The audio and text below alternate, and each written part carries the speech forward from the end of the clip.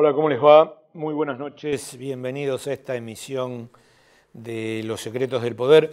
Bueno, voy a dedicar un minuto a cada editorial porque los invitados, bueno, uno no llegó todavía, suele llegar tarde, pero los invitados van a tener mucho que hablar sobre la economía argentina en relación al país y la economía argentina en relación a esto que el oficialismo da en llamar el mayor logro de los 4 años de gestión. Poneme, por favor, el libro que me mandaron. Ahí llegó el invitado que siempre llega tarde, hincha de San Lorenzo, equipo que fue cascoteado por la dictadura. Ahí tenemos Carles Puigdemont, la crisis catalana. Mingo Berrio nos está viendo desde Barcelona, le mandamos un gran abrazo. Llegó el libro, vamos a ver si conseguimos más para sortearlo entre la gente, porque realmente es excelente. Es todo un análisis, más allá de que uno pueda o no estar de acuerdo con el tema de la independencia de Cataluña, es un excelente análisis sobre la relación de la crisis catalana con los medios de comunicación. Cuando lo saquemos a Puigdemont por teléfono, en 15 días, 20 días, le vamos a preguntar si hay una cierta dosis mínima de ingenuidad cuando él habla de lo que esperaba del gobierno español, que pareciera ser tan fascista, franquista y falangista como el viejo caudillo hijo de puta Francisco Franco. Porque me dio esa sensación, me quedó como un regusto de preguntarle a Puigdemont si no era demasiado ingenuo pensar que no los iban a cagar a patadas. Yo estaba absolutamente seguro. Puigdemont es un tipo que no va con la violencia, es un tipo que cuando fue presidente de Cataluña fue el que mandó a aprobar en Cataluña el genocidio armenio. O sea, un tipo, un pacifista, ¿sí? Filólogo, periodista. Pero bueno, se lo vamos a preguntar cuando esté. Poneme el segundo 30 segundos o 40 segundos antes de presentar a los invitados.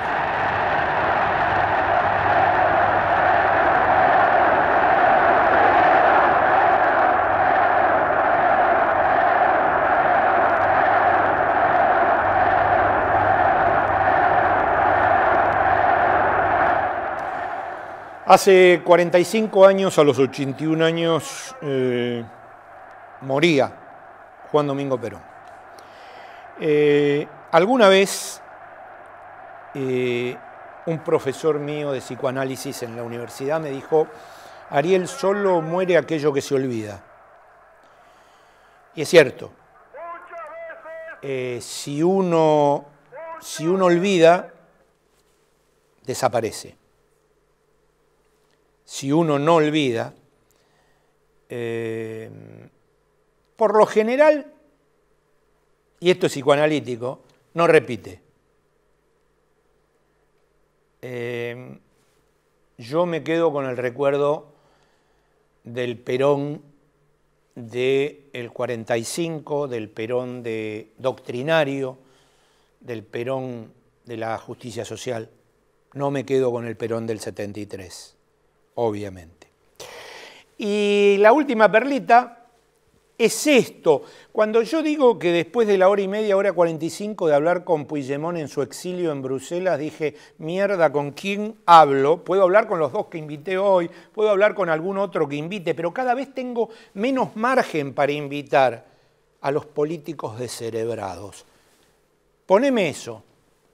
Argentino toma 4 litros menos de leche que hace un año. Lo último que sacás es la leche. Quiere decir que la gente perdió mucho consumo en estos últimos meses. Si ustedes quieren ganar las elecciones, lo que tienen que hacer es que la gente recupere calidad de vida, ¿no?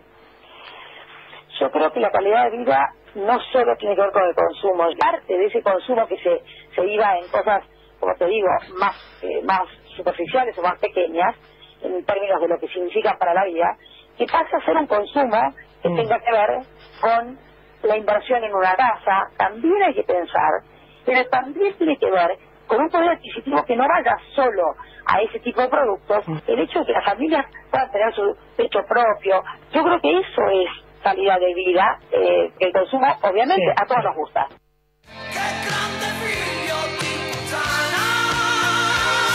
Esta mina es la vicepresidenta de la Nación, la Amalia Granata del subdesarrollo.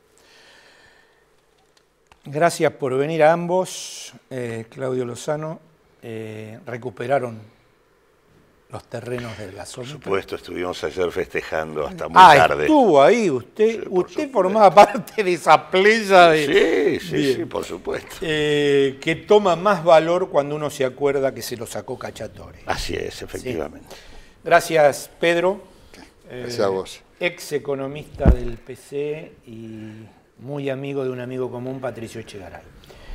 Como ustedes no tienen el defecto de los economistas generalizados, que no se les entiende nada, me gustaría, aparte que me muestres y me regales el libro, bueno, ya eso, ya eso es mucho, ¿no? Eso. Muestren el libro de Claudio, así tengo otro libro más para leer en las vacaciones, que me expliquen, aparte de hacer una lectura de la economía actual en la Argentina, que me expliquen, ¿es bueno?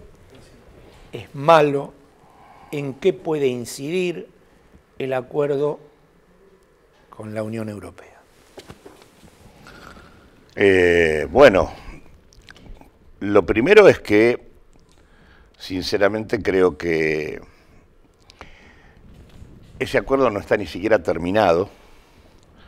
Me da la sensación de que hubo mucha voluntad de apurarlo.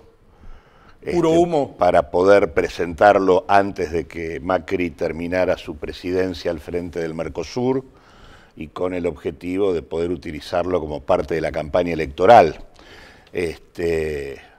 Lo cual me parece un tema relevante a señalar porque por cosas que seguramente hablaremos después, hasta los modos en que se llevaron adelante los acuerdos con el fondo tienen más que ver con la campaña electoral de Macri que con resolver algún problema de la economía argentina. Pero igualmente digo, es un acuerdo, todos sabemos, es el ABC de cualquier discusión económica, que cuando se enfrentan dos regiones con desigual nivel de productividad, es decir, de capacidad tecnológica y de capacidad de producción y demás, la única forma en que eso puede hacerse de manera complementaria es que existan mecanismos que permitan resolver esas desigualdades y por lo tanto que existan mecanismos de financiamiento, de adaptación y demás que permitan que esas desigualdades se vayan resolviendo y en algún momento puedas complementar esas economías.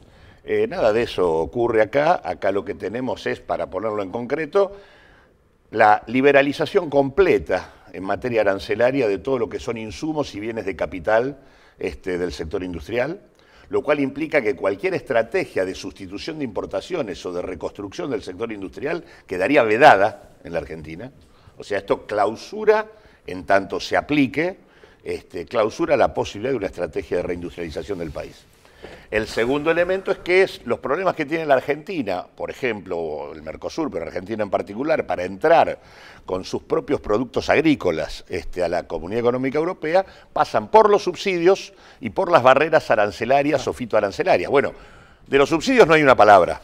Y de las barreras arancelarias dicen que se mejorará. O sea, de un lado los aranceles se liberan por completo, del otro lado se mejorará. O sea que por muy poco, para un sector que representa poco dentro del producto, se está concediendo y clausurando la posibilidad de la industrialización del país. Antes que empieces a hablar, porque después no paras nunca, quiero mandar dos saludos, pero antes la primer pregunta, de acuerdo a lo que dijo Claudio. O sea que esto es negocio solamente para los europeos. Nos manda un saludo Lupita Villalobos y Emanuel Barajas, que nos están viendo en Atotonilco, a 100 kilómetros de Guadalajara, que la están pasando muy mal. Y otro saludo nos manda Domingo Berrio desde Barcelona, ex gerente general de la Caixa, que es uno de los que me manda este tipo de literatura subversiva. Bueno. Bien. No, Claudio, lo planteó muy bien y muy claro. Primero que acá no se firmó nada en realidad.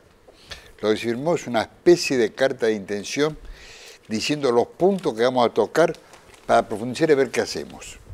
Por eso que no encuentra nada que se pueda discutir. Lo único que dice es, ustedes no van a tener más barreras arancelarias y le damos 10 años. Ah, ¿hay que esperar 10 años? No, no, en el transcurso. Pero ¿cuál es la escala? No sabemos todavía, eso vamos a discutirlo. Por ejemplo, Argentina va a exportar más, pero no puede exportar soja. Sigue siendo la barrera transgénica. No se puede, usa elementos transgénicos. En Europa no puede entrar. Según los franceses no puede entrar. Con lo cual vamos a discutir.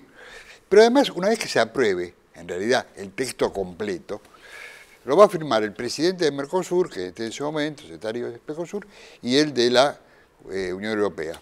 Pero después, ahí empieza el trámite y tenés que esperar las siguientes etapas. Primero, que se traduzca a todos los idiomas europeos. Segundo, que pase a la Comisión Europea, al Parlamento Europeo, que es único. Donde ahí se tiene que poner de acuerdo el PP con el PSOE y con todo lo demás. Tercero, una vez que ha aprobado eso, Argentina tiene que mandarlo a su parlamento, Uruguay al suyo, Brasil al suyo, Paraguay al suyo. No hay parlamento de Mercosur. vamos a los 28 parlamentos de Europa. Claro, eso está dentro de la... Vamos a una pausa publicitaria por esto de las publicidades políticas y a la vuelta seguimos con esto y con la situación económica del país, ¿no? Que está bárbaro todo, está genial. Grande però, che grande figlio di puttana.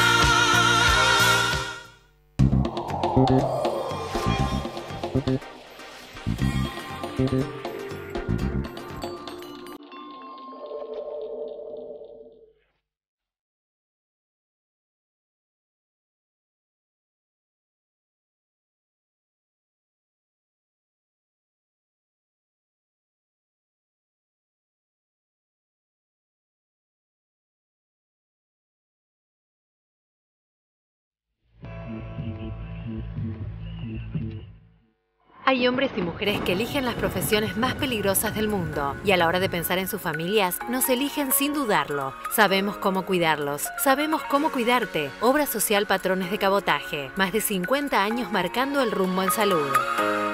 Municipalidad de Navarro. Intendente Santiago Maggiotti. En la Ciudad Autónoma de Buenos Aires, vivir mejor es ley. Legislatura de la Ciudad Autónoma de Buenos Aires.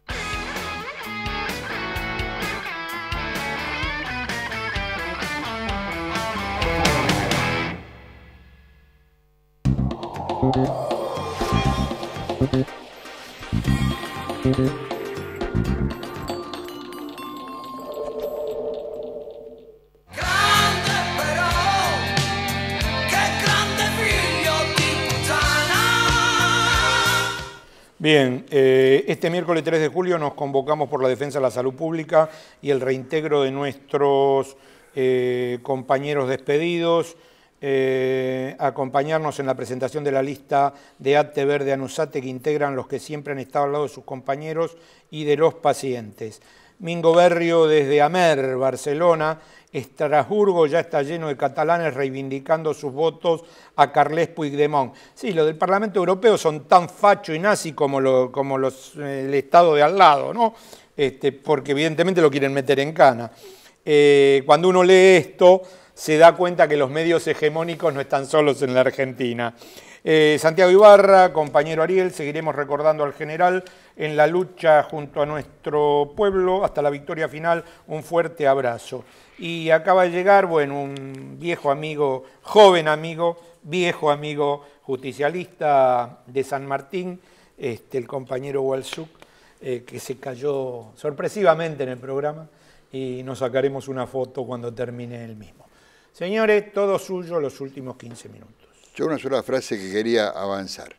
Se anunció que va a haber una reunión entre Christine Lagarde, ¿así es? Así es. Bien, gracias. Y el mister italiano Macri. Mister italiano, pues. Sí, claro. Y la anunció la señora Camila Andersen, que es la directora de comunicaciones del FMI. O sea, acá no anunciaron nada, eso se anunció afuera, que a veces reunión. Como corresponde. Como corresponde. Pero lo que dijo es algo interesante. ¿Para qué se van a reunir? Y dice lo siguiente: intercambiarán visiones sobre las prioridades políticas mientras continúa la revisión del programa financiero acordado.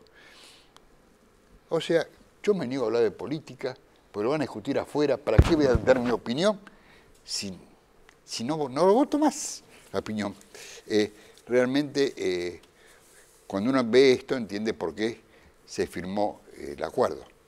Claudio. En solo 3 años, 2015-2018, el gobierno de Macri acumuló una deuda nueva de 93.000 millones de dólares. ¿93.000 o 150.000? No, hasta 2018, 93.000, neto. Neto. ¿No? Porque uno toma, cancela.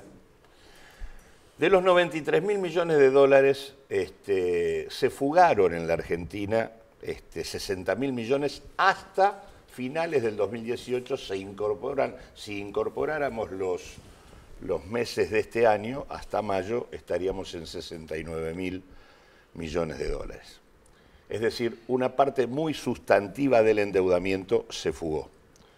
Segundo punto, en relación con lo que mencionaba acá el amigo, el acuerdo con el fondo tiene 2 características que no está mal señalarlas. La primera es un acuerdo que no existe ninguna resolución del Ministerio de Economía o de Hacienda, como lo llaman ahora, ni de la Secretaría de Financiamiento, ni del Banco Central respecto a qué es lo que se acordó.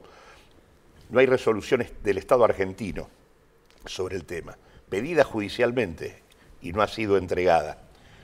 Lo único que es un memorándum, que no es un documento del Estado, no hay resoluciones institucionales. Y además, el gobierno no tenía facultades para tomar ese acuerdo porque tenía que hacerlo pasar por el Parlamento como la Constitución manda, y lo que el gobierno adujo, que es el artículo 60 de la Ley de Administración Financiera, es un artículo que no está vigente, porque fue volteado por la Constitución del 94 y para poder utilizarlo deberían haberlo prorrogado, cosa que no hicieron. O sea que es absolutamente ilegal e inconstitucional sobre cómo se hizo. Pero a su vez, del lado del fondo, es un acuerdo que viola su propio estatuto. Los estatutos del Fondo Monetario Internacional establecen que no se le puede prestar a un país en situación de fuga de capitales, que es la característica básica de la economía argentina durante la etapa Macri. ¿Se llama default? La Argentina fue puesta en default por Macri a comienzos del 2018. Todo lo que hemos vivido es el efecto del default. ¿Por qué no lo dicen? Porque quieren ponerle la responsabilidad del default al próximo gobierno. Pero en realidad el fondo vino a maquillar y posponer el default. Porque en realidad, a comienzos del 2018, de cada 10 dólares que la Argentina necesitaba para funcionar con el esquema de Macri, producía solamente 6. Los otros 4 los tenía que o tomar prestados o pagar una tasa de interés brutal por parte del Banco Central para que ingrese capital financiero. Esos 4 dólares, en realidad, en términos anuales, representaban 40.000 millones de dólares al año para que la Argentina funcionara con los desequilibrios que Macri y su política de desregulación y endeudamiento habían generado. Por lo tanto, quien chocó la calecita y puso a la Argentina en default se llama Mauricio Macri. ¿Cómo lo resolvió? Yendo al fondo. ¿El fondo qué hizo? ¿Reconoció el default? No. ¿Qué hizo? Le dijo, te doy 60.000 palos y me los devuelve el próximo gobierno. Vos aguantás con eso el 2018 y el 2019. Y consecuentemente ahora dicen, ¿va a defaultear el próximo gobierno? No, defaulteó Macri. Y en realidad lo que están queriendo decir cuando le ponen al próximo gobierno esto es un instrumento de extorsión, que significa decirte, mirá, vos nos debés 60.000 palos, pero además tenés un conjunto de condiciones de política económica que están metidas en el acuerdo y que son reforma laboral, reforma previsional, no sé si le escucharon nombrar alguna de estas cuestiones, reforma tributaria, independencia del Banco Central, cambio de su carta orgánica, etcétera, etcétera, etcétera. Es decir, la propuesta es Si se va Macri, la política continúa, sobre la base de que se respete el acuerdo del fondo. Por eso es que cuando publicamos este libro lo hicimos porque corresponde que, a diferencia de lo que ha pasado durante el conjunto del proceso democrático, donde el endeudamiento nunca fue abordado en términos políticos, sino simplemente en términos financieros, y financieramente no tiene solución por las características que tiene la deuda argentina, hoy hay una nueva oportunidad para cambiar la consigna, para que no se discuta la deuda sin beneficio de inventario, para que digamos que efectivamente las deudas se pagan, pero las estafas no. Bueno, pero Claudio es uno de los pocos que habla, Mario Cafiero también, vos también, que habla de la deuda externa y de la deuda interna. Nadie habla, nadie sabe. Ahora, cuando vos tenés, me agarro de algo que dijo Claudio recién, cuando vos pedís guita tenés que garpar, ¿no?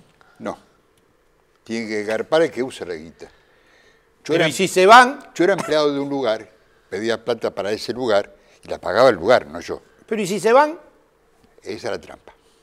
Como dice alguien en televisión ahora, que está muy de moda como chiste, esa era la cosa.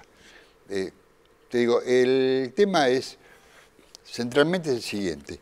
Yo vendí todo lo posible. Me endeudé en todo lo posible. Generé un país donde un pequeño grupo tiene muchísimo más que todo el resto. Lo concentré y lo extranjericé. Pero además puse una cláusula que a veces nos olvidamos. ¿Cuál es la cláusula? Sino, ¿qué pasa en el ámbito financiero, legal y formal con la famosa decreto aquel que decía que la garantía de la deuda emitida por el Estado argentino son los recursos naturales del Estado?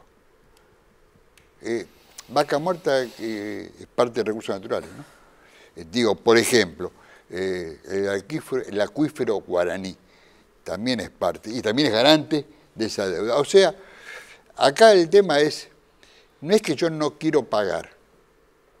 Primero que no sé lo que debo. Estoy igual que cuando estaba en la etapa, cuando salíamos la dictadura, que no sabíamos cuánto debíamos, porque estaban llenos de papeles.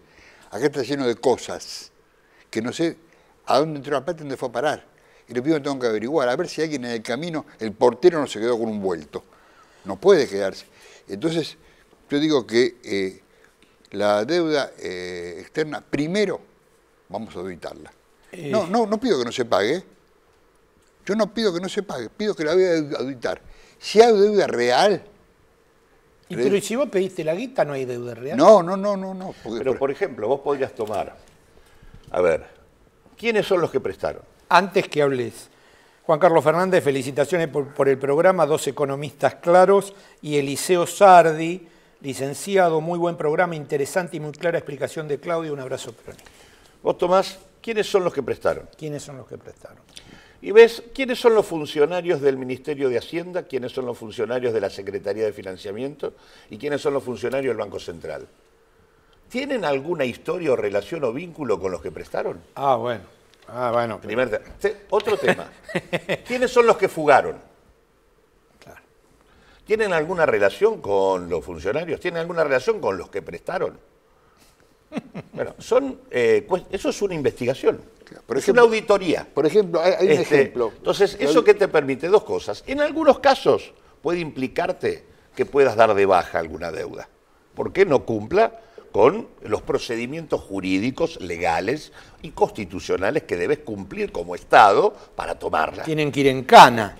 Probablemente alguno pueda tener que ir en cana. Ahora, y en otros casos, donde por ahí no podés dar de baja la deuda, sí te permite también identificar políticamente quiénes son los que usaron la deuda para beneficiarse. Con lo cual vos podrías descargar sobre ellos el peso del pago.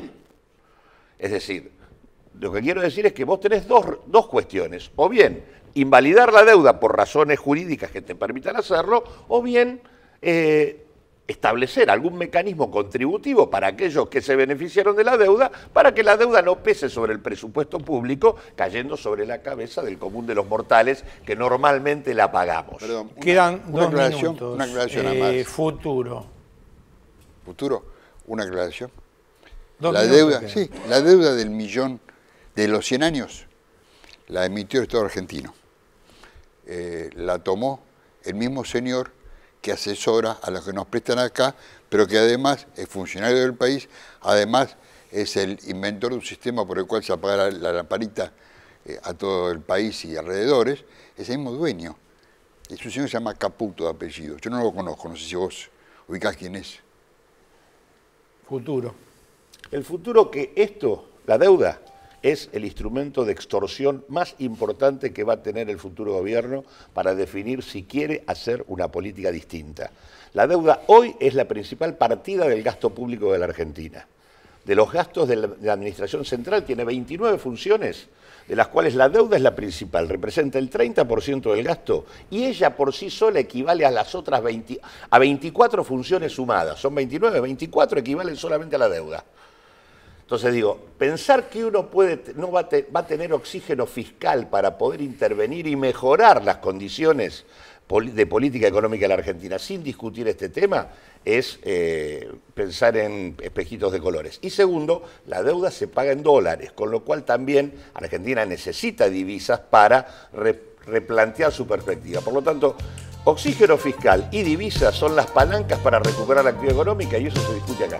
El último, Mónica desde Corrientes, lo felicita a ambos por la claridad, pero dice también qué futuro nos espera. De pelea, como siempre. Gracias por venir. No, después de las PASO los vuelvo a invitar para seguir hablando de esto. Y bueno, alguna vez voy a hablar de por qué le negaron a un pariente mío las PASO en Chivilcoy, el traidor de Randazzo, arreglando con el masismo para las elecciones que vienen. Voy a hablar en breve de esto, ¿sí? Para que usted vea que todos son como Michetti, o la mayoría, no como Puigdemont. Chau, que la pase muy bien, nos volvemos. Repite esto de Claudio y Pedro el lunes que viene, nos volvemos a ver el